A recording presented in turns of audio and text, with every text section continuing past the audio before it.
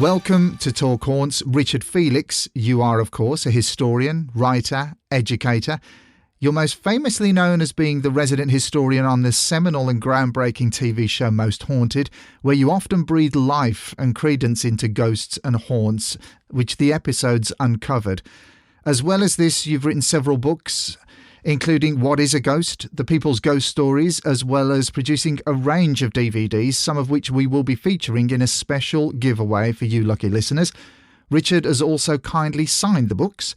In 1997, you bought the Derby Gaol and restored it to its original condition, lovingly bringing the history of this haunting place back to life for the many people who visit it. You are also the king of the Ghost Walk, specialising in ghost tours around the UK, including offering many different tours around Derby Gaol. And with all that said, we are incredibly happy to have your expertise on the show today, and we cannot wait to talk some haunts with you. Richard, welcome. Thank you very much. Thanks for asking me. We'll kick this off straight away, Richard. We are absolutely delighted to have you on the show. And you are, of course, a well-respected historian, finding out about the people before they became ghosts. Yeah. And your dedication in bringing the past to life at Derby Gaol is impressive. Have you always been interested in history and ghosts? No. Yes, no. I've always been in it's military history. Well, oh God, hang on. I did get a prize at school for history. It's the only prize I ever got. Military history has always been my passion. Okay. Absolute passion in life. For some reason, it's mainly to do with military disasters, which I am myself, I suppose, a disaster as well. Charge of the Light Brigade, Custer's Last Stand, many, that sort of stuff. I'm even fascinated by the Titanic. Oh, definitely. Yeah. For some ridiculous reason. I am obviously a walking disaster. But military, soldiers, guns, uniforms. All I ever wanted to be was a soldier. And that's been the passion. Ghosts, I have been terrified of ghosts since the age of 4, and nothing happened. Nothing happened other than the fact that I played with kids that were older than me who told ghost stories and frightened me to death. I obviously was a very impressionable child and took it home with me and had night terrors. I'm not talking frightened, I'm talking terrified. Right, okay. And nothing happened to me at all till I was 27, luckily, because I really genuinely don't know what would have happened if I had seen what I feared standing at the foot of the bed. I really don't know what. But then again, the chances of seeing it would be so remote because for Christ knows how many years of my childhood I spent every night under the bedclothes. Right, okay. Every night holding them down with my head to stop anything from trying to pull them off me, both fingers crossed. Oh, this was my fear. Christ Almighty, and this is real. This wasn't for TV or anything like that. This is absolutely real, and it's still there. yeah. Wow. Oh, I still have it. It's not as bad because you see, I know because I tell everybody, preach to everybody that ghosts are not there to get you. Absolutely. So they were human beings once. So why should they be scary? It's just because we don't understand them. But obviously, my fear was right back to childhood, and it stayed with me. And yet, I've had ghostly encounters of the third kind or whatever kind, and none of them got me. You famously had to deal with a major health crisis when you were 18 and you were diagnosed with terminal cancer. Yeah, I was. If it isn't too personal, are you able to tell us a little bit about this? Oh, yeah. The significance about it in your life, and do you think that actually facing death so young as well influenced your interest in the supernatural going forward? Because you've just obviously mentioned your fear of ghosts, but obviously going forward, did it seem to accelerate your interest in the supernatural and the paranormal? That's a very interesting question that nobody's ever asked before. You see, I'm not frightened of dying, and I don't know whether I was frightened of dying when the doctor told me that it would be terminal and that I would only have a few years at the most to live. I laughed at it. Yeah. But, it's the sort of thing that you see on the telly, but you never think it's going to happen to you. I can't imagine it. And my only comment was, well, please, whatever you do, don't tell my mum and dad. Well, I mean, why? Are you going to deal with it on your own then? Which, of course, didn't happen. But I don't know whether... Yeah, I mean, I genuinely believe that there is something else after this life. But as I said to so many people, all I can actually say to people is that I am totally convinced that there is some form of existence after material death. What form that is, I'm not saying there's life after death as we know it, but there's something that goes on. And but I'm just trying to sort of analyse what you've asked me as to say whether that did actually have anything to do with what happened later with ghosts. No, it didn't. I can't think that because I was frightened of ghosts, didn't mean to say I believed in them. Yeah. If I'm waiting for what was known as the green ghost, which was what they told me was going to get me, I must have believed them.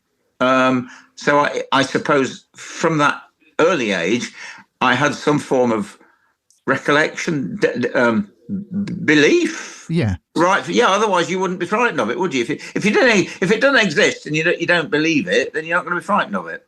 I just think it's incredible that you overcame that diagnosis. Did you have treatment for it? Talk about lucky again. My first life gone nearly because basically my doctor was. I mean, it was in the good old. I had a private doctor. God, that was going back a few years. It doesn't happen very often now.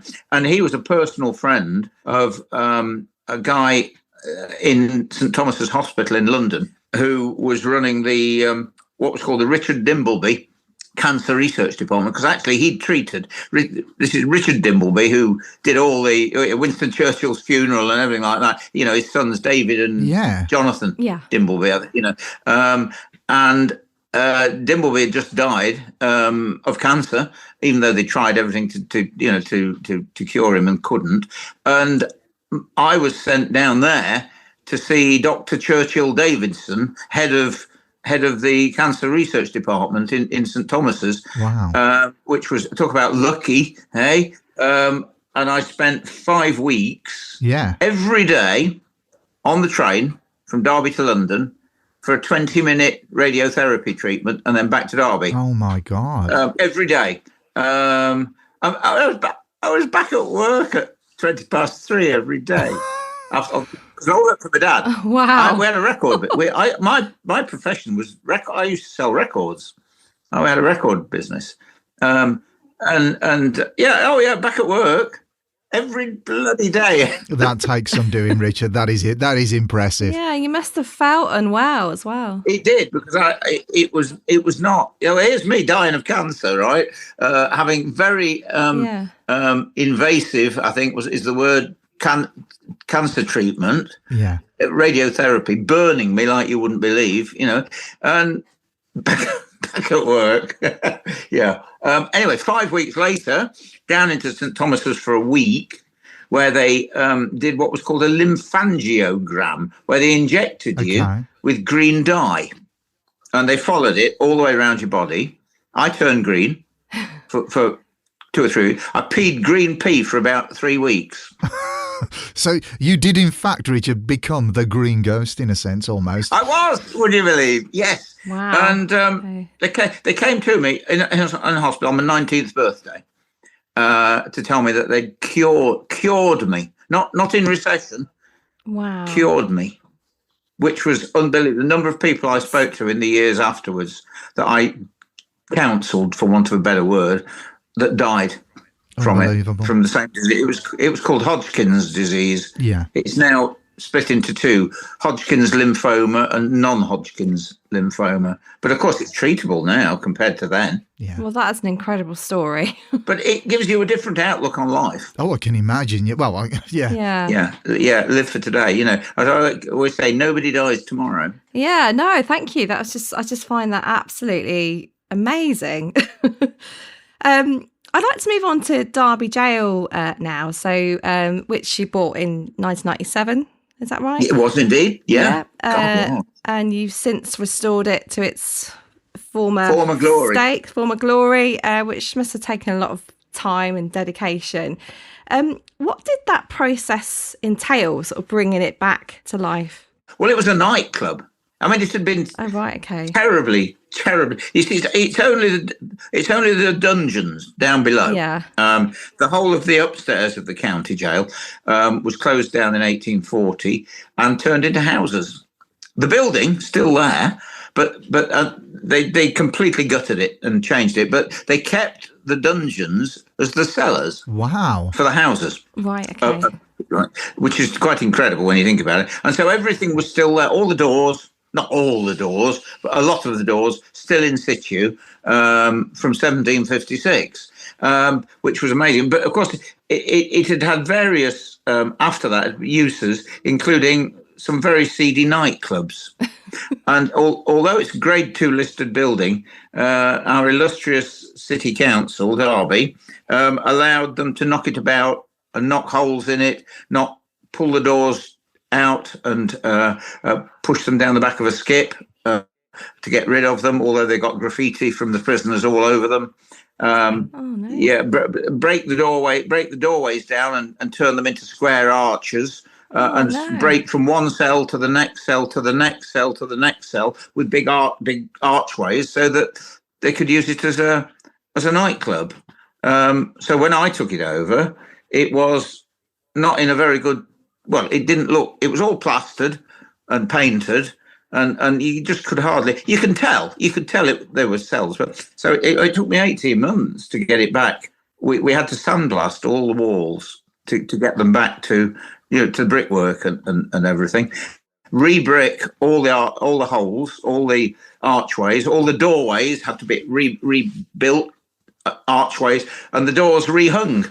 So and it's now as much as it can be back to what it would have looked like, 1756. I mean, I'm assuming, Richard, that whilst doing that process, that you had to use original materials, if you like. Oh yes, yeah. You see, I had George Rennie, Derby City Council's whatever guy, standing over measuring the bricks. Wow. To make sure that I was putting 18th century bricks back. And yet, what about all the bricks that have been smashed out? Oh, come on. It's unbelievable. Absolutely unbelievable. But we did it. And then some of the doors had been painted since 1840. And we could tell there was graffiti on them. Wow. But the amount of paint that had gone on it over Christ Almighty, 1840 to 1997, you could really not tell what was there. So 3 of them I had dipped. What's the word? Yeah, it's the word. Dipped in whatever. I said, a professional antique restorer. And then we saw as the guy said, he rang me up and said, Richard, you need to get up here now, because he said, I'm watching history come out of your doors. Wow. The amount of the graffiti and the names and the messages. Oh, wow. That came out of the doors when we had them dipped, and the witch marks that came out. Oh, I love witch marks. Witch marks, which are apotropaic marks. That's Greek for keep out. Wow. Now, they're not to stop witches coming in, although that's what they're called. For whatever reason, they're called witch marks. They're to stop evil spirits coming in. The inmates of Derby Gaol were frightened of ghosts in their jail. Fascinating. This is the most fascinating thing about the whole thing. And all these messages and gallows scratched on the doors with people's initials inside, handprints, left handprints of the prisoners scratched on, and then their initials and a date put inside the handprint that they'd put on themselves, all over the doors. And so it made the front page, obviously, of our local newspaper. And guess what? Derby City Council were going to prosecute me. You are kidding? Yeah. What? Yeah, I could have. They're grade 2 listed doors, and I could have done irreparable damage by getting all the paint off and exposing the messages from 200 years ago. Which were real history. Oh, Christ almighty. History like you won't believe. Some of the stuff. Which belonged to the building. It does. It belongs to the city of Derby. Yeah. It belongs to more than the city of Derby, the world. Because everybody, people that come from all over the world, are absolutely fascinated. Because it's almost unique. Because, number one, it's a jail, not a prison. And you were only kept there until the trial. And then punishment. You weren't put in prison. Okay. You were right. You were whipped at the cart's tail till your back be bloody, transported, branded on the palm of the hand with the letter T for thief, or hanged. Wow. I'm just thinking about when I was a kid and reading about Guy Fawkes for the first time, and the punishment that was given to him. Yeah. It was a real public display of brutality, wasn't it? And it really affected me. And I used to always wonder how someone would feel the night before being put to death and having that kind of fate, which I guess is what Derby Gaol. Yes, the condemned cell we have. Wasn't it? That was a place you went to just before you were going to face something really brutal. And I can't imagine how these people must have felt. That anguish must have been so visceral and really abound in those walls in the jail. I just, Well, you see, I'm such a yes, yeah, and walls hold memories. There's no doubt, and of course, you I'm sure you probably know, I'm very, very big into this business of. It's referred to as the stone tape theory. But it's not a theory because it's not been proved. It's a hypothesis. Yeah. But I'm a huge believer in this business of that recordings can be made of tragic and traumatic events. Yeah. And emotion. It's like you walk into a room and there's been an argument. Yeah. You can still sense it. Yeah, that's a good point, actually. Yeah, you can feel, you could cut the atmosphere with a knife, can't you? Cut the atmosphere with a knife. Yeah. Yeah. Well, you imagine what it's like, someone sitting in the dark, because in those days, of course, there was you had to actually, you see, it was run as a franchise, Derby Gaol was, and the jailer, that's the man in charge, rented it from the council and charged his prisoners for everything. If you wanted extra straw in your mattress, you'd pay for it. If you wanted a candle, you had to pay for it. He ran a bar. He had a bar, a tap as it was called, and sold beer, wine and gin to the inmates who were allowed out of the cells in the daytime. Yeah. And carried knives. And that's how they scratched the graffiti on the doors of their cells. That's amazing. It is. And what sort of things were they saying? What sort of things were they saying in this graffiti? What kind of things were they writing? Oh, well, I mean, on the condemned cell, the night before your execution, you would scratch a gallows on the door and then put your initials inside. Wow. So, yeah, and there's about 5 of them. Are the doors still there, Richard? Are the doors? Oh, yeah. Yeah, they're still there. Of course they are. It's quite chilling to look at. That's their whole... Oh, yes, are they? Yeah. And then you'd also obviously put scratch witch marks on the doors because you were terrified of what was happening next. It was all to do with evil spirits. There's one from a guy in a place called Ilkeston in Derbyshire, and it just says S. Noon, condemned 20th of May, 1818, on his door. Another guy called Brown, all he's put is his name, Brown, that's all. And he was one of 4 men hanged for setting fire to a haystack. For that? He was hanged for that? 4 of them hanged for setting fire to a haystack. Because you see, from 1723, when the bloody code was brought in, there were 222 hanging offences in Great Britain. Wow, okay. My word. 222 different death sentences to be passed for crimes as trivial as setting fire to a haystack, poaching, burglary, rape. Oh, come on. Yeah, Unbelievable. I think was it Lancaster Jail as well was another place that dealt out quite a few of these sentences as well. That was quite a bloody place as far as hangings and things. It was indeed. Yeah. Oh, it was. And of course that's where the Pendle Witches were imprisoned as well. So I've never been. I must go. No, I haven't. No. Yeah, I've never been there, but No. because I think it's open to the public. Yes, it is. Yeah, it is. You can get tours around there. You mentioned in one of your books, Yes. Richard, that you've seen a ghost in that jail that you. Oh yeah. Could you tell us about that?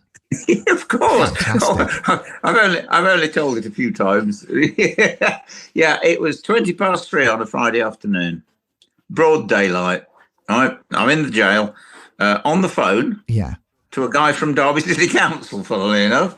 Darren Best was his name. I'm chatting away to him, and there's a hole in the wall of one of the cells, which is now actually a kitchen, and that was cut out by whenever they converted it into a nightclub, and that one we left because it looks into the corridor that you come in. Yeah. And it's a big square. It's a square window, but there's no glass in it or anything like that. And I'm chatting away to this guy, and all of a sudden, this figure glides past the window. It's a window. Remember, it's not a window. It's in the corridor inside. Yeah. And it's grey. It's distinctly grey. It's not male. It's not female. And it's not clothed. It's a grey, hazy shape of a person. But the haze, the distinct grey, is dense. Can't see through it. Can't see the wall on the other side. So it was like a human being then. So it had mass. Yes, but it was a grey haze. Wow. A thick, dense grey haze. And I couldn't hear anything, but I sensed it. Again, we're just talking about cutting the atmosphere with a knife. If someone walks into the room, even if you've got your back turned, you turn because you can sense someone's there. Yeah. And it had what's the word? A presence. I could sense it as well as seeing it, and it wasn't corner of my eye. I'm full on the phone, standing watching it go by. Oh, wow. And it just about 4 seconds, and then I couldn't see it anymore because there's a corner of the prison cell with the wind. So obviously I did what I said to Darren, I've just seen a ghost. He said, "Oh, come on, Richard." I said, "Just a minute, hang on." Because obviously I always do and always have to tick the normal boxes first. Yeah. And someone's come in. We're not open, but someone's come in. They look rather strange, to say the least. So I stuck my head around the front of the counter and just looked into the darkness because I hadn't got the lights on in the jail, in the actual jail. And I just shouted, "Excuse me!" No, there's nobody there. And that was it. Then I have to say, then the hair back of my neck stood up. Yeah. It really did, I'll tell you, because I thought, hang on, I've just seen, mind you, how old was I? Bloody hell, I must have been 50 odd by then. Bloody hell, I've just seen my first ghost. And I went back on the phone and said, "Darren, I hope you don't mind, mate, but I may just stay on the phone a bit longer than we'd anticipated." Yeah. And he said, what do you mean? I said, "I'll tell you what I mean, mate. When I put this phone down, I'm on my own with what's just come in." And I would be out of there. Yeah, I bet you would. Well, I stayed on the phone. That's a good idea. And I felt all right. And in the end, obviously, I put the phone down. But then I panicked because I've got to go out of the same corridor that I've just seen a ghost. Oh, no. Yeah. And by the way, that's the end of it. It was gone. Never seen it. Never seen it again. Never seen it again. But that wasn't your first ghost, was it? Because you mentioned earlier that you saw something at 27. I heard a ghost at 27. Oh, you heard a ghost? Yeah, that's an interesting. That's my stone tape hypothesis. That is. What happened there? I was because of cancer. Okay. I was joining the army, and they wouldn't let me join because they said they'd have to give me a pension. I said, "But I'm cured." They said, "It doesn't matter. It doesn't matter if it comes back. We have to give you a pension." Oh. So I joined the Territorial Army instead. Yeah. Because that was easy. you don't have the medicals like you do in the regular army. And I was an officer cadet, and I got the radio at the time, and we'd been on this big exercise, and for a fortnight's camp that you do in the TA. And then, but the beginning of it was this big national exercise, and we ended up at a place called Bestwood Lodge in Nottingham, which is now a hotel, but at the time belonged to the army. In fact, it was it was built for Charles II, built it for Nell Gwyn, and so it's good old historic place. Yeah.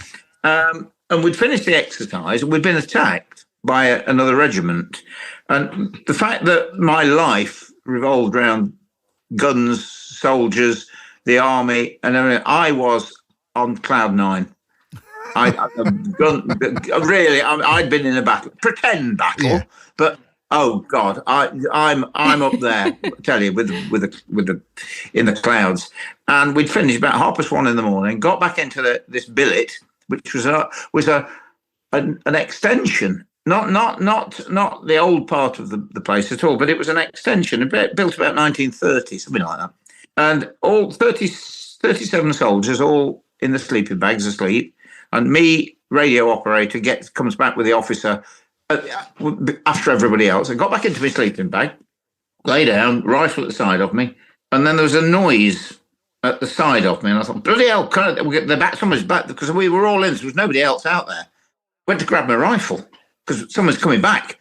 And then all of a sudden, this voice started up at the back of me, calling for a nurse. And it was a young lad, I don't know how old, can't tell you, 17, 18, something like that, right, calling for a nurse.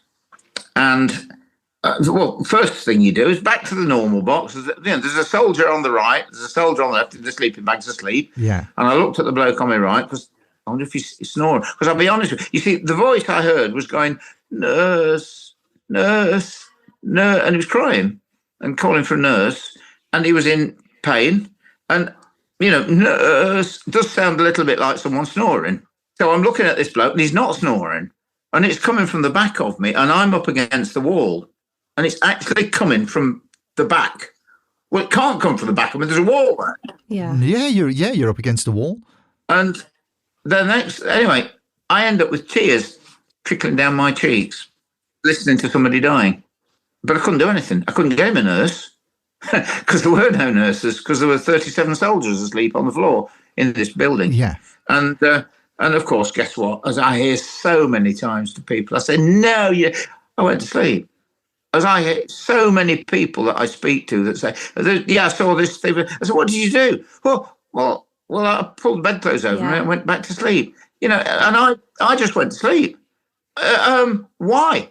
Well, you see, it didn't do anything. Didn't get me. Same thing, you see. Next morning, oh boy, am I excited, because I've heard a ghost. Well, I presume it's a ghost. I don't know.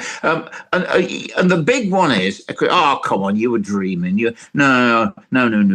You soon come round. When you have a dream, you wake up in the morning. Oh, bloody hell. Oh. And then you soon analyse the fact that you were either dreaming or you weren't dreaming. And there's no doubt I was not. Because I'll be honest with you, the sort of dreams I have, which aren't very often, to be honest with you, are absolutely nonsense. Honest to God, I kid you not. Really mean that. God, I mean, they never make sense. But this did. This was quite amazing. But it gets better. Because that's it. We'd finished. That was it. The exercise was over. It's a 3-day exercise. We'd finished, and that was it. And I'm driving, because as an officer cadet, you 1 minute you're playing at being an officer, the next minute you're peeling potatoes, the next minute, it's right. So I had to drive the minibus down to Sennybridge in Wales for the rest of our fortnight's camp. And there's a guy called Charlie Zammit from Malta, soldier, and a young lady, a women's army lady, in the back. And we've got a minibus full of whatever stuff, I don't know, we were carrying down. And we're chatting away as we did, and I don't know where we got to. And she says, well, so where were you last night? What happened? Oh, I said, oh boy, last night, bloody hell, we were in battle. We had a battle against the Queen's Regiment at Bestwood Lodge. And she says, Bestwood Lodge? I said, yeah, best regards. It's Nottingham. Oh, no, she said, that's haunted, Yeah, I know it. I said, but hang on a minute. Please, don't say a word for a second. She said, what was it? And so Charlie, alongside me, said, what's the matter with you? I said, Charlie, I want you to bear witness to what's going to happen next. And he said, what are you on about? I said, just listen, just wait a minute. Yeah. She said, yeah, it's haunted. I said, yeah, I know it is. I says, it was a hospital, wasn't it, during the war? She says, yeah, well, that's what's in the article in the Nottingham Evening Post. It was requisitioned by the army during the Second World War after Dunkirk, and hundreds of soldiers were brought there, and it was a makeshift hospital during the Second World War. So that is going to have seen a lot of... That sent a chill down my spine. yeah, that's... Sure. And guess what? What? I have never bothered to get that article out of the Nottingham Evening Post. Why not? Because then I can hold it up and say, and there's the article that no, never bothered. Isn't it ridiculous when things happen that you actually treat them with, well, I should have that newspaper. That newspaper should have been in the books I've written when I'm talking about, Nottinghamshire Ghosts, for instance. I should have had a copy of that newspaper in a photograph in the... No, never bothered. Perhaps one day I will. Perhaps I will. I mean, the whole stone tape theory fascinates me because you write about that in What is a Ghost, which I love, by the way. Yeah, I really, really enjoyed it. But you write about the stone tape theory and the electromagnet man and thought energy and phantasms and this idea that water can hold memory, which blew my mind, but totally makes sense. Doesn't it? Could you explain a bit about those ideas to our listeners? Because it is absolutely fascinating. Right. So it should be referred to as the silica tape hypothesis. Because what you got in your hand then, that glass, is silica. Right. The glass is silica. Yeah, the glass. And so is what's in it, silica. The water. The water. Right. Yeah. Okay. Yeah. It's all got everything. We've got silica in us. Silica makes up the whole of the Earth's crust. Rock, stone, sandstone, limestone, granite, clay, quartz, crystals, stones, pebbles, sand, cement, concrete, magnetite. Keep going. It's all got silica in it. Right, okay. And it's a semiconductor, and it's made up of oxygen, which is positive, and silicon, which is negative. And when the two come together, they create silicon dioxide, SiO2, silica. Right? I've done this. What's your microchips? What are they made of? What sort of chips? Silicon chips. And what do they hold? Memory. Yeah. Data. Information. I'm halfway there, right? Halfway there. The red of the sandstone in the castle, in the cottage, in the stately home, the red of the clay in the bricks, the red of the clay in the ground, in the clay, the more iron oxide there is in it, which is rust, which is magnetic. Right. That holds the same properties as a cassette tape, a mini DV tape, a reel-to-reel tape, because basically a tape is made of silica. The tape is acetate, which is silica. And if it's sticky and you sprinkled iron oxide particles on it, you can record on it, because that's what a cassette is. Yeah. Which is fine. But the problem we have is we know, you accept that. Today's magic will be tomorrow's science. We accept that, not a problem. We can record on a piece of tape. But it has to go into a machine. And in that machine is energy, a battery, or plugged into the 13-amp socket. Yeah.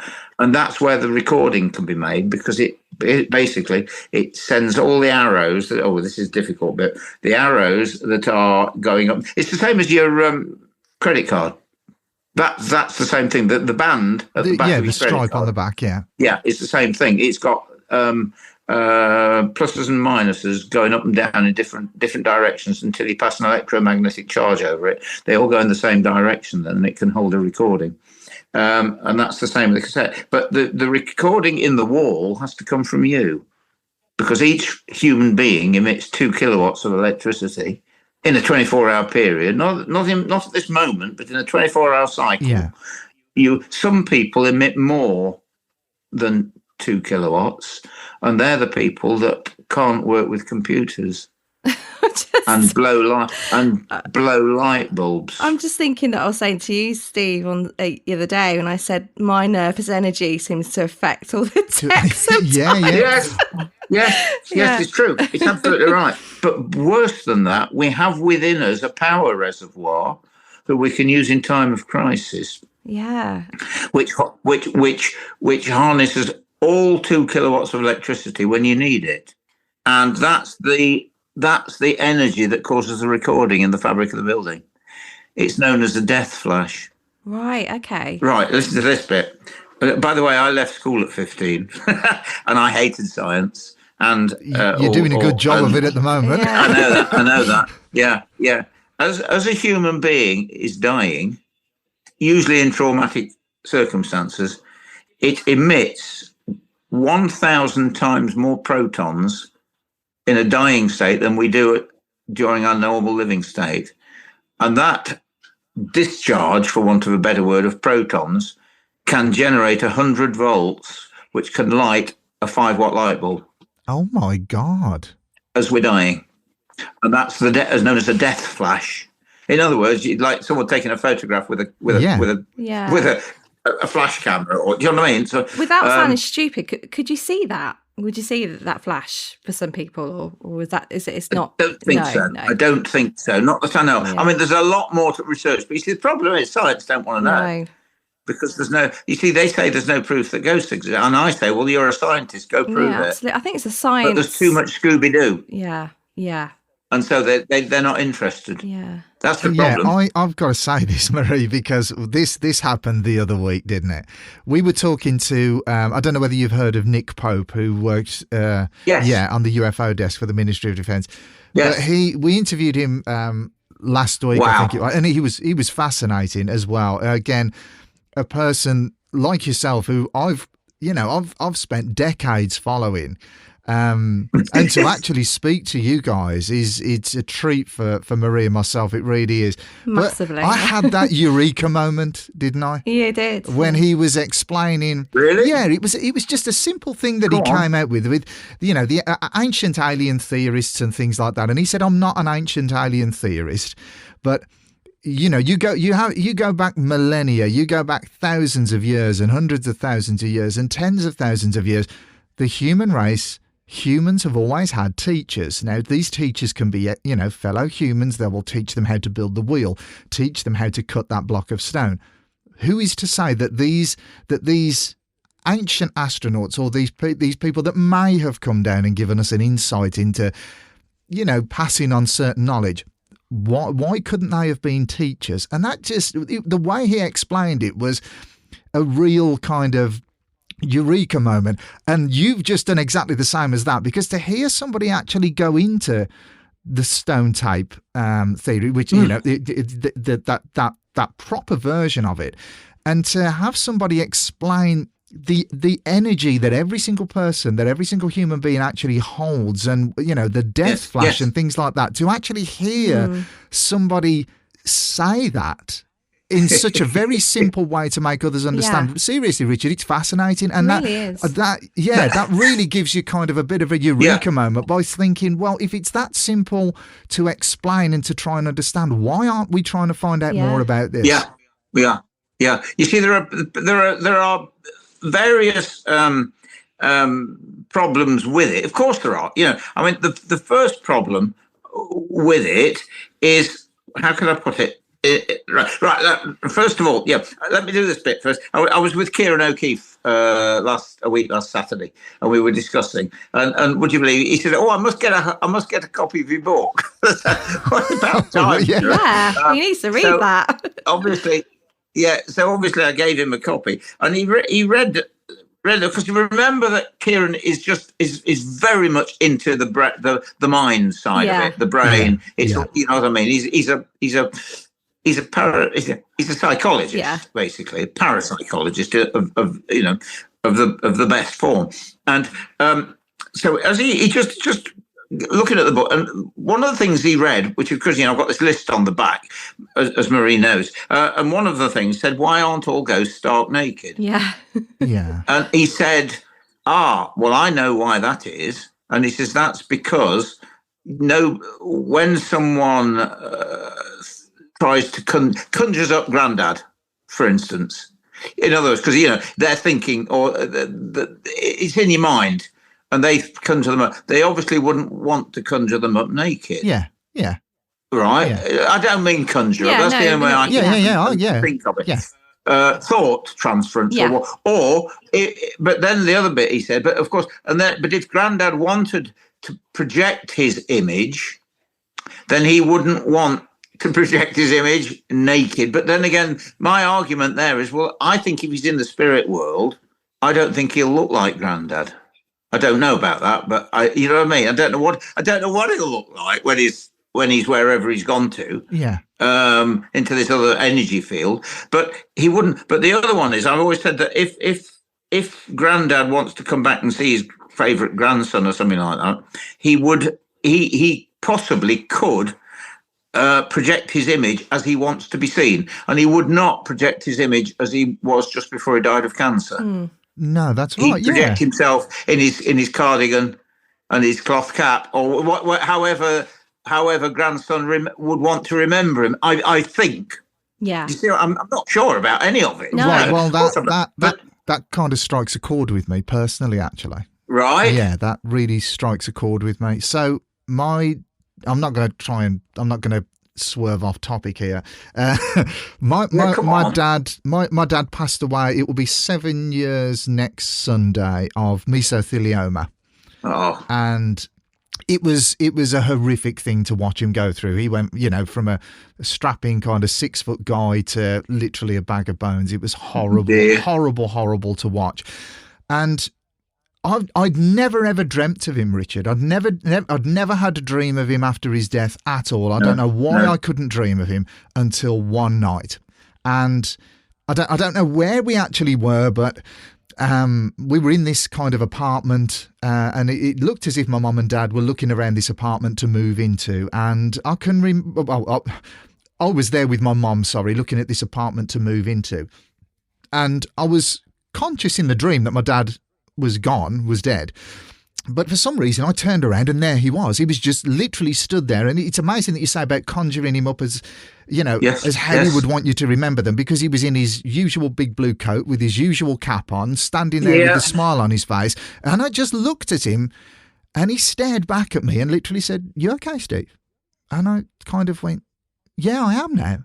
And I actually went over and hugged him and woke up still gripping the pillow like mad. And that's kind of really struck a chord with me that you've said that, because that was the way I remembered him, but that was the way that I think he would also want us to remember seeing him, was in his usual himself. In his usual flat cap and his blue coat and things like that. That struck a chord with me. Thanks for that, Richard. Wow, that's incredible one. Yeah. So the other one, if I can remember it properly. Yeah. So the problem I have is, we understand how you make the recording with the cassette recorder, the camera, or whatever. But the recording, how did I hear?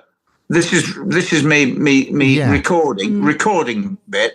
How did I manage to hear that lad's voice in the wall? Yeah, what device of playback is going on here? How are you activating that playback? Yes, because it's there all the time. It's in the wall. It's in the wall all the time, just the same as it's on the tape all the time. But you need a machine to be able to hear it. Well, I'm the machine. So I presume, I think, and I wish, I don't know why I've never done this, I should be, whenever I'm talking to people that have seen a ghost, heard a ghost, sensed a ghost, whatever it happened, I should be trying to find out what frame of mind they were in when they saw it or heard it. That's a great point. Because as I said to you, right, after this battle, I was on cloud 9. I was so excited. That's a great point. That I think that the frequencies in my brain changed. and I latched on to the frequency that he was on at that moment. That's just so interesting that there's different frequencies and why don't I do that? Record, find out. Right, another one. A good experiment. Years ago, I was doing a recording. No, I wasn't. I was doing a signing in a bookshop in Gloucester. And this old guy and his missus came in to buy the book, and he says, I don't believe in any of this stuff at all. And never, there's a number of people that say that. But he says, but I have to say, I did have a strange incident. I thought, hang on a minute, you just told me you don't believe in any of this. All right? Happens all the time. This. And I said, go on, tell me about it. He said, well, me and the wife had a blazing row, really bad row it was. And he said, I stormed off up to the bedroom, slammed the door, and there was a bloke standing by the bay window of our bedroom, an elderly guy in looked like an Edwardian long three-quarter length coat and a winged collar and a tie. And it was there for about 4 seconds, 5 seconds, something like that, large as life, real as you and me. And then it just faded away. And I'm saying, well, you just told me you don't believe in any ghosts. Yeah. What about what you've just seen? Now, he'd had a blazing row. He was so angry and slammed the door shut. It's normally the missus that goes up to the bedroom, not the bloke, but he stormed off up to the bedroom. And I'm just thinking, well, so your frequency changed. Yeah. And you saw him.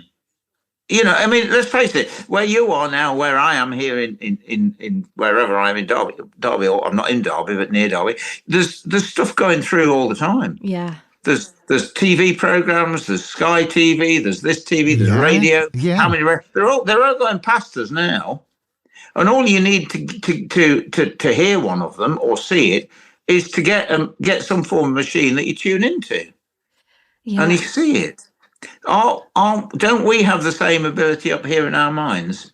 Because this brain up here, this is receiver, recorder, transmitter, video player, satellite navigation. It's everything that we're creating is based on what's in our head. Yeah, that's a great point again. That's a really great point. Think about it. And what's scary is we're not tapping into it enough. I mean, no, we're not.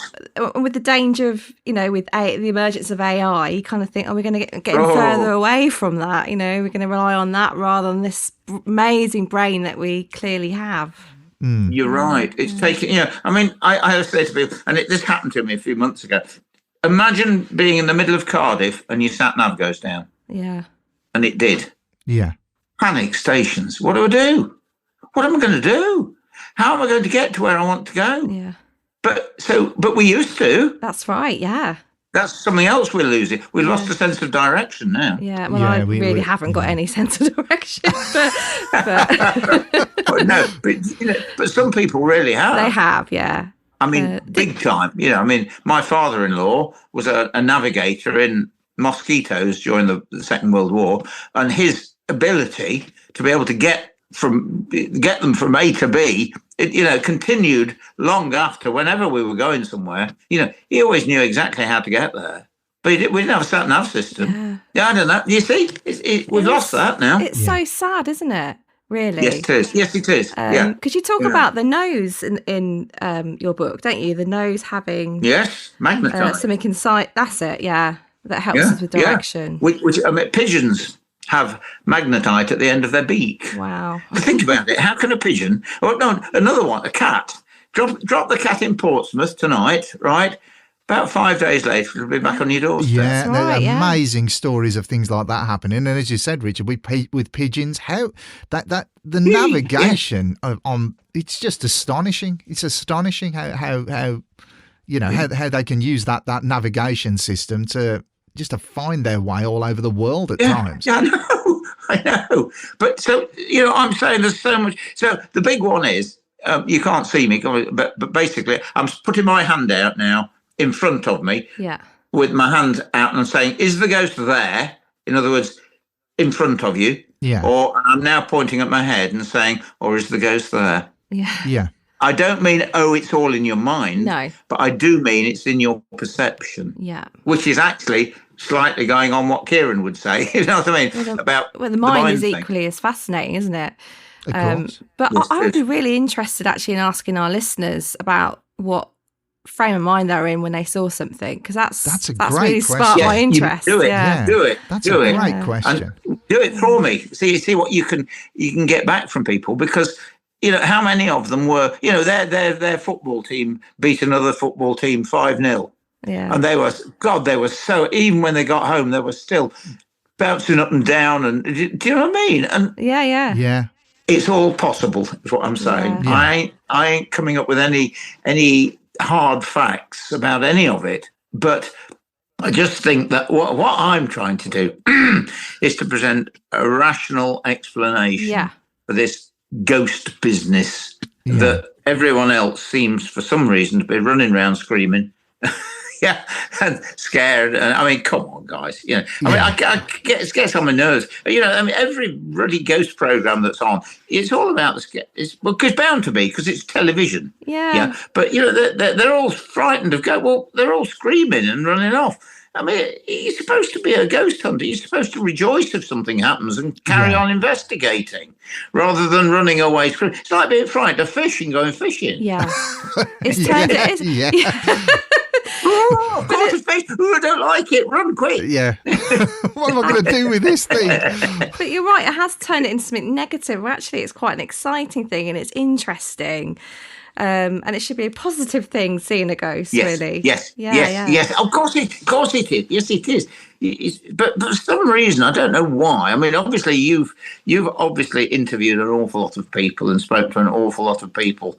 But for some reason, I seem to be the only one out there that's shouting about the reality of what it is, what they are, or rather than all the Scooby-Doo type of stuff that's demons and come off it, guys. I mean, how can you be a demonologist when there's no such thing as demons? Yeah, absolutely. I mean, you There's talk about the that Warrens for you. Yeah. But you talk about that, how demons are made up from the days when the church controlled everything. It's just fascinating. You've read the book. You know how much I'm I agree. What the church has done to terrorise us over 2,000 years, well, and beyond. People are terrified of as soon as hell was invented, and it was. It gave it really upset us, because we were terrified of burning in hell. You've committed a crime or a sin or a broken a mortal, whatever you call it, mortal sin or something like that. You're destined for hell. And that's going back to why I'm talking about these witch marks all over the doors of Derby Gaol. Was it usual to have witch marks on a jail? Because I know they're in churches, but so it's still quite usual, I guess. Yeah, there's one in London. I know for a fact I didn't know about them. You see, I had a few, just after COVID, I had a guy who was a historian. I'd known him for years, and he rang me and said, "Can I come and see your doors?" I said, "Well, of course you can." He said, "Well, I've been down to London, and there's a museum down there that's got some panels or boards or something from a jail, an old jail in London or something, and they've got witch marks all over them." And so he came down to me and he said, "Richard, you've got another tour here." I said, "What do you mean?" He says, "You've got a door tour with witch marks all over the doors from the prisoners that were frightened of ghosts when they were there, or evil spirits." It's a ghost, isn't it? Yeah. An evil spirit. Yeah. I guess they were kind of afraid of what they might face after their fate, I suppose. If they were. And that perhaps they were, like, in your book, you say they're actually afraid to cross over. Because they are. Of hell. In other words, I say, well, St. Peter ain't going to let me in up there. I'm certainly not going down there, so I'll stop here, thanks. And it's caused, I believe, that's what people believed anyway. And that was what was in their mind. And, I also, as you know, say that people stay behind because they like a place.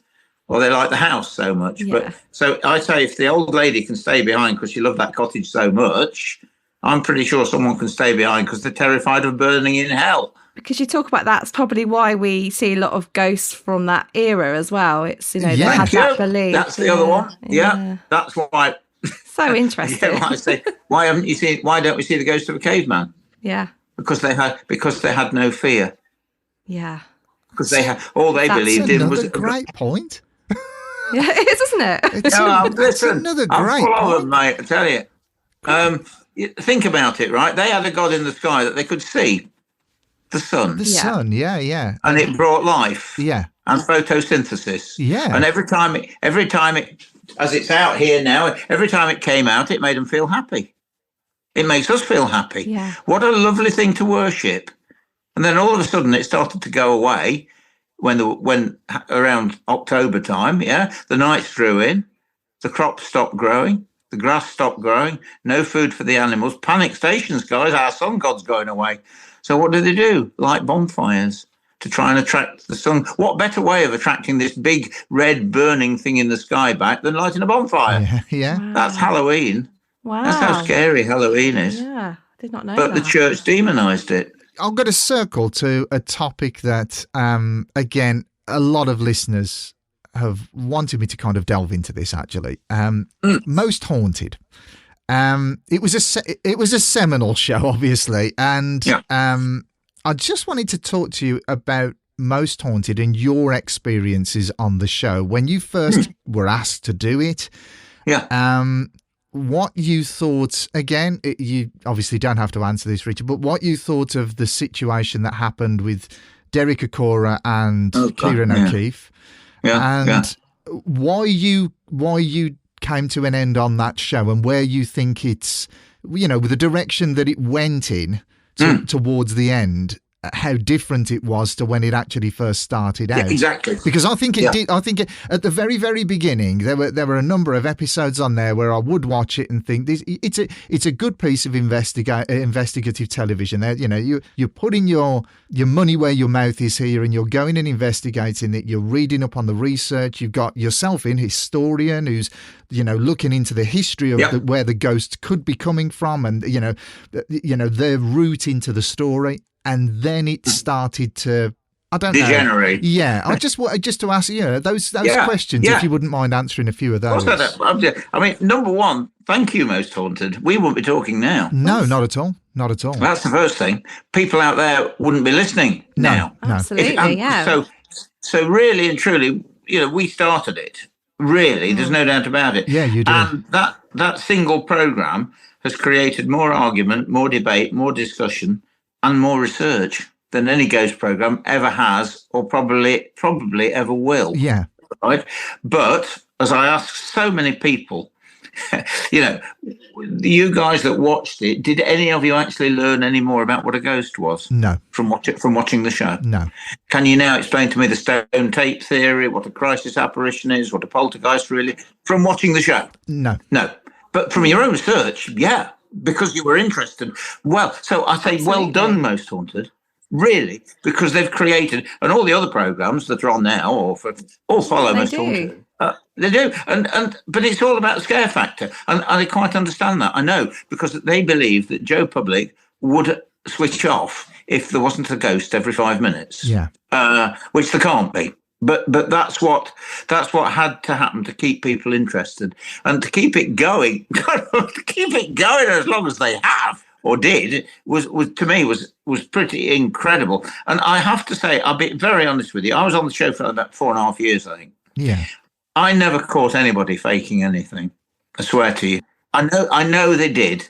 Yeah. But I never caught anybody doing it. But my problem was that So a door slams shut. It was a scary ghost, because they're all scary, you see. All ghosts are scary. Right, they're all going to get us. So, all ghosts are scary. Okay, fair enough. So it's a scary one. All I wanted to do was to be able to go away and check and see if someone's left a window open. Okay. Yeah. Because it's actually a very windy night. Yeah. And that could be the reason the door slammed shut. But guess what? So I have been round and I have checked, and there's no window open. And there's no breeze and there's no draft, and there was no one behind the door. So, oh boy, let's start to investigate, because we've got something here that we've ticked all the normal boxes, and we've still got a box without a tick in it.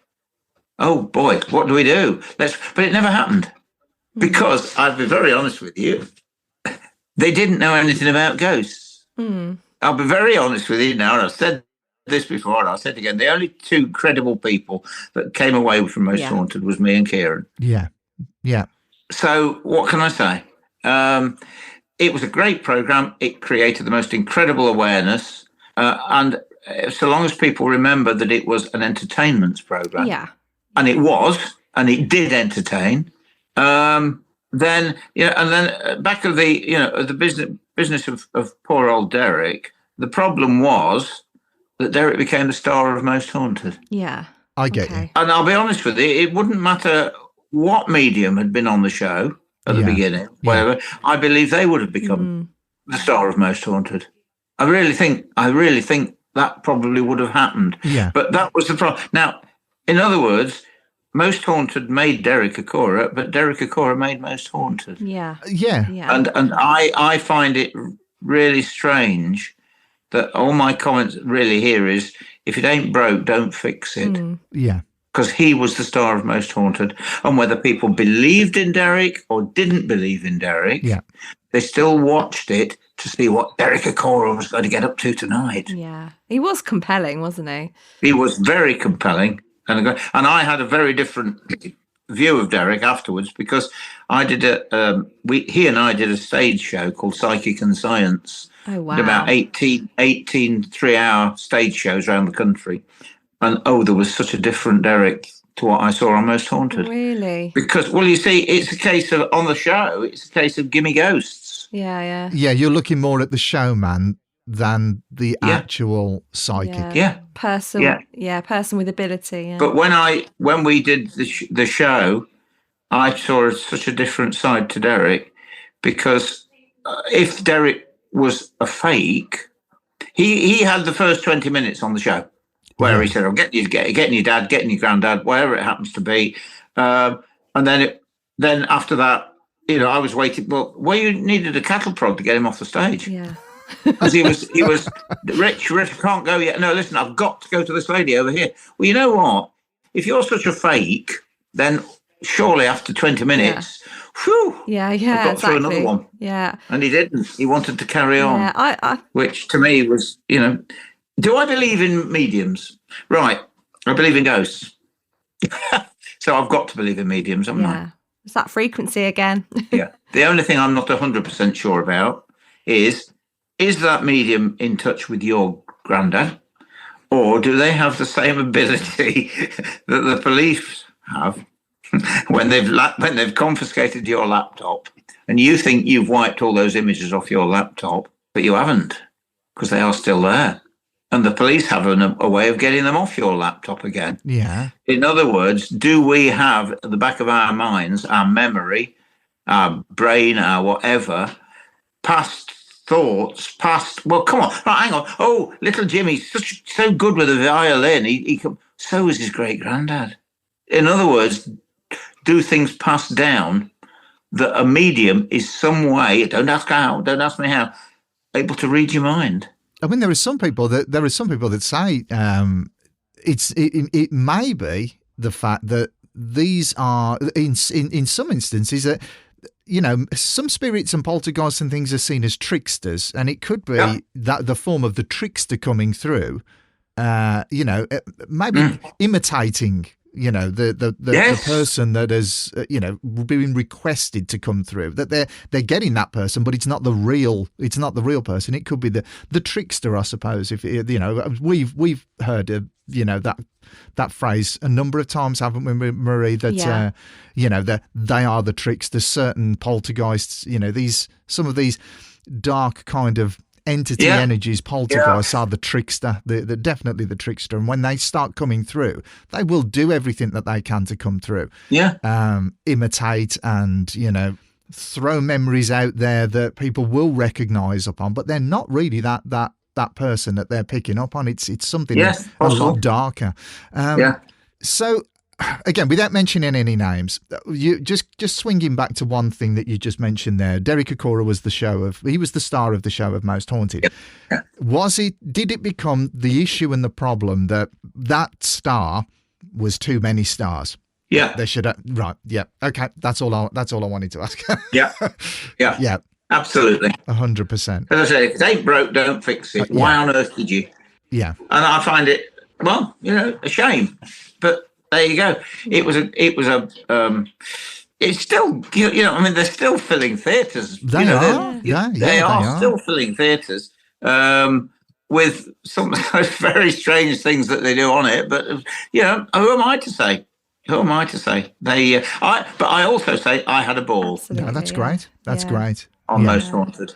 I had a great time. I'll be honest. I got into places that I would and not only getting into a place, but getting into parts of the place that you'd never normally be able to get into or see was a huge privilege for me, to be able to do it, and it's done me no harm at all. Absolutely. I mean, I get lots of criticism now on my YouTube and my TikTok stuff and all that sort of thing about you were part of a huge fake program, and I say I was, but I did resign. Yeah. So, and I did resign. So, and that was why you resigned, though, Richard. Did you feel that it was going down that wrong route, and you just felt? I thought it was going down the wrong route, and I wasn't being used as I could have been used, because I was one of the few people that knew what ghosts were. Yeah. That knows what ghosts were. Yeah. Because at the end of the day, everybody else on the show, God bless them all, and I got on terribly well with them all. They didn't know anything to do with ghosts. It's the only show I know where most people behind camera get to be front of camera. Yeah. Yeah. And every time you fall over, or I mean, I'll say this. Have you ever? Should be careful. Have you ever heard of anybody shouting or screaming before they fainted? No. You don't, do you? No. You don't, do you? But if you didn't shout or scream, then the camera wouldn't get you in time as you were going down. Yeah. I tell you what, though. Thank you so much for answering that. Thank you. What a good programme. What a good programme. And look what it's done, because that's why we're talking now. Well done, Carl and Yvette. Absolutely. And I loved the Derby Gaol one. That was my favourite, when the cross moved. Oh, my God. Oh, that was definitely real. It's brilliant. Oh, God, yeah, I completely believed it. Because I was there at the time. I know that. Yeah. So, it actually moved. I just thought that episode was pretty convincing. Yeah, it was. Let me tell you this. On last Wednesday, I had a guy come down called, I don't really know, Beardo Gets Scared. Right. You need to get him on. Right, okay, yeah. I mean it. He knocks every ghost program to bits. He knocks 7 bells of shit out of most ghost programs. Right. and a lot of paranormal investigators as well. Okay. Right? Yeah, we need to get him on. You must. He's got a huge following, right? He's a great guy who although he's knocked all these programs a bit, actually saw the ghost of his great granddad when he was 6. So he's not he's into ghosts as well, but he just anyway, most people, I invited him down to Derby Gaol, and he says, you're the only person that's ever invited me, because basically most of the time when I get there I diss the place. Yeah. But so we were there for about an hour and a half discussing things, did an interview, walked out of the one of the rooms, not the cells of Derby Gaol, into the main corridor. And we've got 3 cameras, got another couple of guys there called Ghosts on Trent. A lovely title that is. They're credible guys. He will only work with them because they're credible guys, he reckons, right? And we're out there. I've got 3 cameras on me, and I'm pointing down the corridor. I said, this is the main corridor of Derby Gaol, right? And it goes literally through the wall. And one of the doors opened completely. One of the prison doors opened. Right. We were at least 25 feet away, and it just opened. And we went wacko. First things, everybody shouted, did you get it? Did you get it on camera? And they have. Yeah. They have. Right, here we go, straight away. Right, there's no window, so there's no way that there's a draft. Yeah, so box ticked. That's that one box ticked.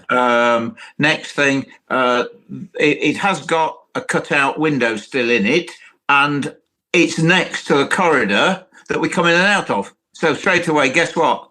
The door's closed. Because obviously it could. Yeah. It could have been. Oh, no, sorry. We went later and we opened the door, and a big draft, because it was a windy night, really, and a big draft came, and it did slightly move the door. But the door wasn't open when we were doing the interview. And so the next thing we did, we went down there, we jumped up and down like mad. No, because that's what it's about. Yeah. Pigs and all. It's incredible. Fabulous, honestly. It is. It's so It's exciting. going to be on YouTube soon. You need to talk to him. He's really good. A good guy, honestly. Definitely, then. Definitely. Beardo gets scared. That's great. I've got another ghosty question for you. Because you've got so much knowledge about this stuff. But I don't know about that. Oh, you have. You really have. In What is a Ghost, which I really did enjoy. It's brilliant. Yeah. You talk about ghosts who don't know they're dead. And we get a lot of listener stories that occur in airfields. In fact, and in fact, one of them was East Kirkby. I know it well. Yeah, where they saw this one listener, she saw a World War II pilot wave at her when she was young. Yeah. And it wasn't until she watched the Most Haunted episode where they were at East Kirkby, she saw a photo, and she was pretty sure it was the exact same pilot. So why do you think there are so many hauntings and time slips as in well? Airfields. In airfields, yeah. Yeah. Right. Well, I mean, the amount of, you see, more aircrew died of accidents than probably anything else, because you're training. We've got a real rush panic thing on here. We weren't prepared for the war at all, and all of a sudden we lost. God Almighty, we lost all of our equipment at Dunkirk. We lost a lot of planes over there, and all of a sudden we're having to train up pilots like you wouldn't believe. Yeah, so quick, right? And so there are so many training accidents, as well as planes coming back severely damaged and managing to get back, but crashing in the airfield. And so like I say, this young airman, 18 years of age, trainee pilot, makes a mistake, and his plane hits the ground at 350 miles an hour. I mean, and he's blown to pieces. He's vaporized. He doesn't get time to blink. Never mind prepare himself for death. And the poor lad spends the rest of eternity always walking across the apron of the airfield in the same direction, always going to the control tower so sad. For help. They don't know they're dead, and they turn up at the the control tower, and it's empty. Of course, now there's nobody in there. Weeds growing up it, no glass. The operations board's empty, and the poor lad walks in, going, "Is the war still on?" Yeah, it was a bad landing, I know, but can I have another Spitfire? They don't know they're dead. And here's a real belter for you. Yeah. There is an unwritten law on all RAF airfields in this country that any RAF personnel, including or especially dog handlers, that refuse to go into the haunted part of the airfield, they will not be put on a charge. Really? That's how seriously the Royal Air Force and Ministry of Defence accept the fact that their airfields have got ghosts on them. God, that's so interesting. I did not know that. Yeah, incredible one. Yeah. So much more to this. Yeah, and the time slips as well. People seem to sort of...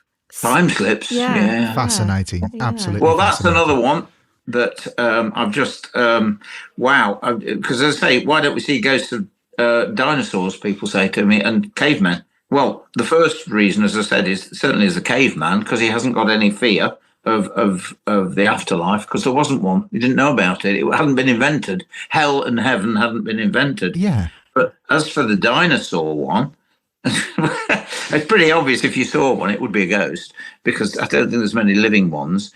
But this time slip business is interesting, because at the end of every talk that I do, I always say, because there's this time slip side of ghosts, which it could be.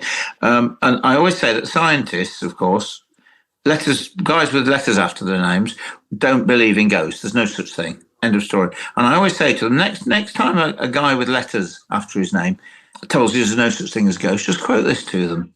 For the last 500 years, men with letters after their names, astronomers, have peered into the night sky through their telescope looking at ghosts. Because by the time the image of that dead star hits your eyes, travels the millions of light years to the end of his telescope, he's looking at the ghost of something that once existed. It's no longer there. Oh my God, I love that. I love that idea. Yeah. But there's true, no such isn't thing it? as ghosts. Yeah. Okay. Right. So, Richard, we always ask this question as the interview draws to a close, but do you have a supernatural themed book or film that you would recommend to our listeners? Yes, Ghost. Oh, I love that film. Honestly, it's one of my favourite films. Patrick Swayze. Honest to God, I kid you not, I really do think that, funny as it is, entertaining as it is, I do feel that it's quite near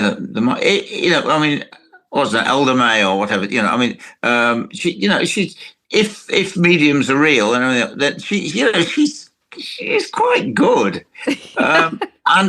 And also that, when they, I don't know about it, the way they take that guy away at the end down to hell, and I don't know, I don't believe in hell. Yeah, I think, and of course the others, of course.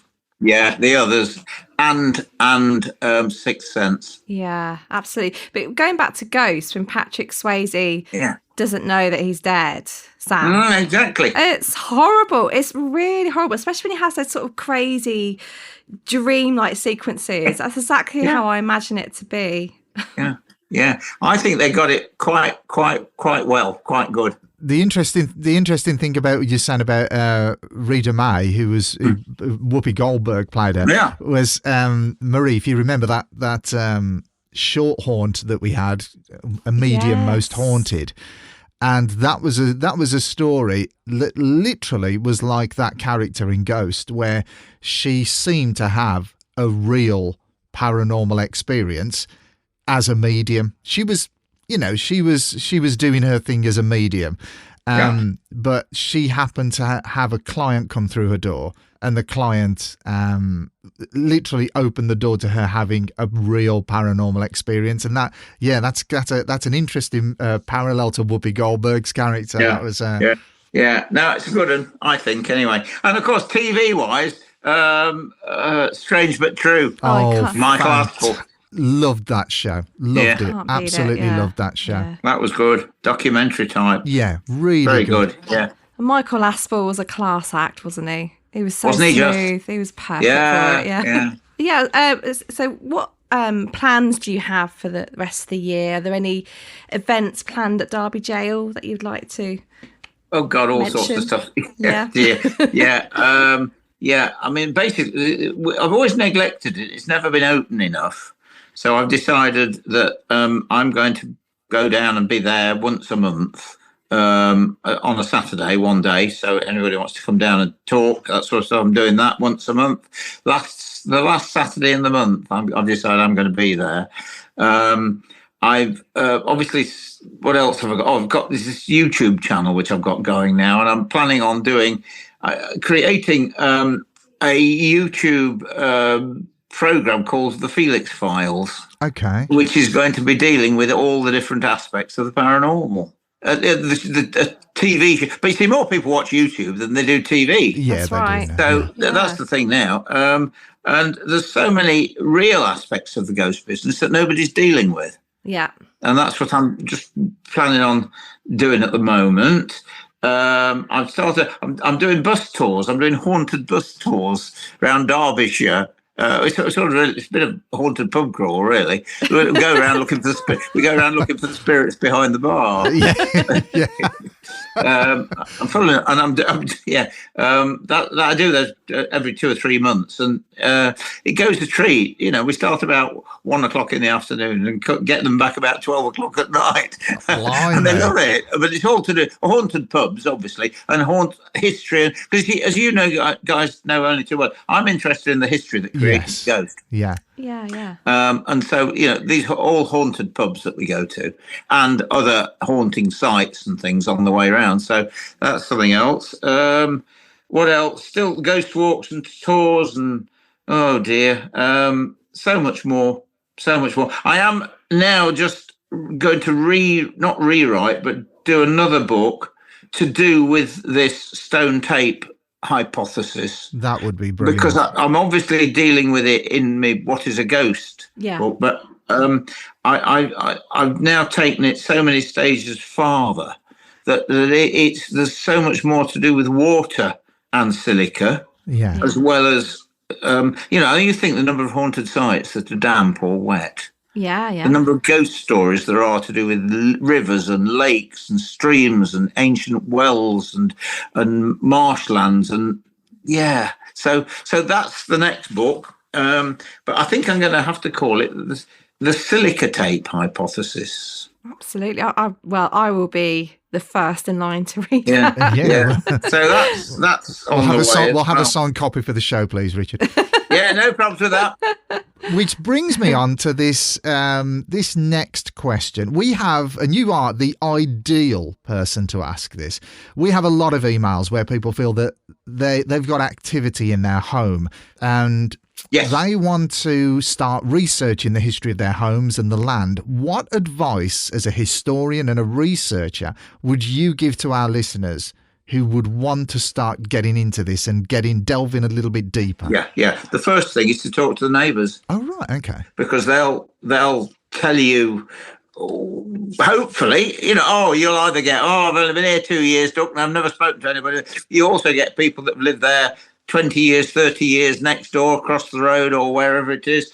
And, you'll describe the ghost that you see and they'll say, oh, yeah, that's old Mr. So-and-so, that is. Yeah, he lived here for 40, 50 years, loved the place. Yeah, that sort of thing. Yeah. You'll get, I don't suppose anybody told you that someone was murdered in the house. Yeah, that's the first. The first thing I try and do whenever I go anywhere, I speak to the people that were nearby. If it's a stately home or a castle, talk to the staff. Yeah, is the first way. First-hand evidence is what you need. And then the next one, of course, is local studies libraries. Reference the libraries that you can look up the area, the land that it was on, and guess what? You'll find an old ordnance survey map and find that before your house there was so-and-so castle or something on it, or a mortuary, or depending on what you've got in the house, of course. That's the thing. But I always say the best way, of course, is to talk to them. Because they were you and me once. Yeah, try to interact with with whatever's. Yeah, and talk to them and say, look, love, we're paying the mortgage now. You're not staying rent free. I don't mind you being here, but stop bothering the kids because it's up to you can talk because they were you and me once. They were human, so why can't you talk to them? Yeah. Well, we'll bring this to a close, Richard. Okay. You've got to get away, and Marie's got to pick the kids up. And what I'd love to do is, if I could ask a huge favour, Marie and myself would love to come to Derby Gaol and actually meet you. Come and do something there. Yeah, we'd love to meet you in person, and and go around there and carry this on some more. Yeah, believe me, that would be fantastic if we could meet up with you personally, Richard. It would be a real treat for us. Yeah. Thank you so much for joining us. It's been an absolute privilege and a pleasure to speak to you. Thank you for coming on the show. And it's been an absolute pleasure for me. It's been great. Brilliant. Good. And thanks for the books and the DVDs. To all the listeners, there's a prize draw coming up to promote this interview and to obviously promote Richard's work as well. He's been a fantastic person. Great guest. Thank you so much, Richard. My pleasure. On. Thank you very much. Take care. You, Richard. Cheers, guys. Thanks a lot. Bye. Bye. Bye.